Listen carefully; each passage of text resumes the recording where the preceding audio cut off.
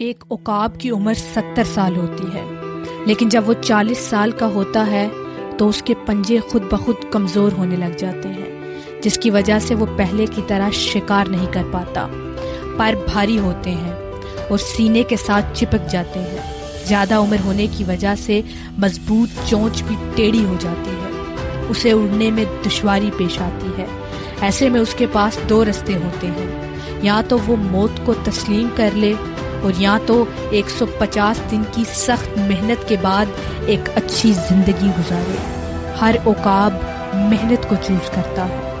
ہر عقاب دور پہاڑیوں میں جا کر پتھر کے ساتھ چونچ مارتا ہے اور وہ چونچ آخرکار ٹوٹ جاتی ہے۔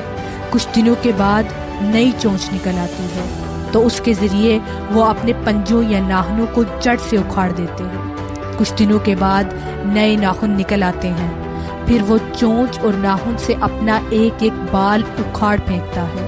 اس عمل میں اس سے 5 ماہ کی طویل محنت اور تکلیف دہ مرحلوں سے گزرنا پڑتا ہے۔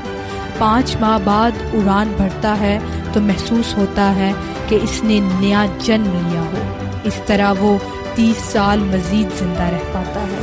عقاب کی زندگی سے سبق ملتا ہے کہ بعض دفعہ زندگی کو بدلنے کے لیے اور دوبارہ نئے طریقے سے شروع کرنے کے لیے ہمیں تکلیف دہ مراحل سے گزرنا ہی پڑتا ہے۔